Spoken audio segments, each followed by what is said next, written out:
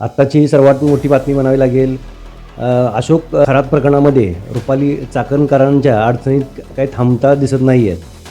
आत्ताच समोर आलेल्या बातमीनुसार की त्यांची SIT मार्फत चौकशी होणार आहे. म्हणजे SITने म्हणजे विशेष तपास पथकाने त्यांना समन्स बजावलेलं आहे, असे खात्रीशीर सूत्राकडून आपल्याला माहिती मिळत आहे.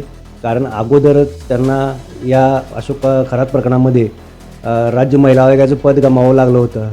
तसेच त्यानंतर त्यांच्या पक्ष राष्ट्रवादी काँग्रेस महिला प्रदेशाध्यक्षपदाचंही पद त्यांना गमावं लागलं.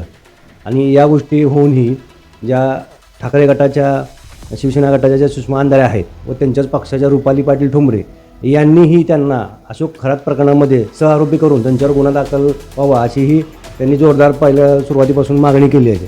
त्याच्यामुळे सरकारवरही दबाव वाढलेला आहे. आणि असं समोर येत आहे की शिवनिका संस्थेचे जे सदस्य आहेत आजी माजी यांची पण चौकशी ही SIT मार्फत होणार आहे.